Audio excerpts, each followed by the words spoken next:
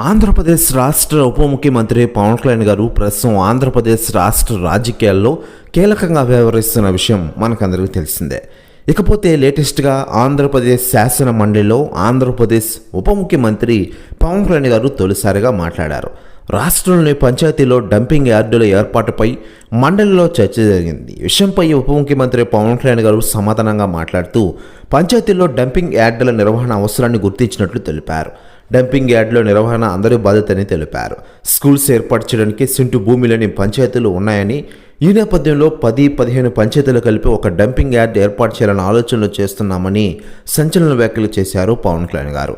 మరోవైపు అసెంబ్లీలో కూడా పవన్ కళ్యాణ్ గారు కీలకంగా వ్యవహరించిన విషయం మనకందరికీ తెలిసిందే.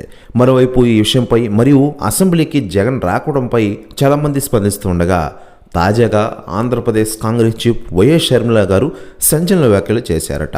ఆమె మాట్లాడుతూ ఈరోజు ఆంధ్రప్రదేశ్ రాష్ట్ర రాజకీయాల్లో ఆంధ్రప్రదేశ్ డిప్యూటీ సీఎం పవన్ కళ్యాణ్ గారు ఒక లెవెల్కి వచ్చారు. మరోవైపు అసెంబ్లీ సమావేశాలకి వైసీపీ తరపున ఒక ఎమ్మెల్యే కూడా హాజరు కాలేదు.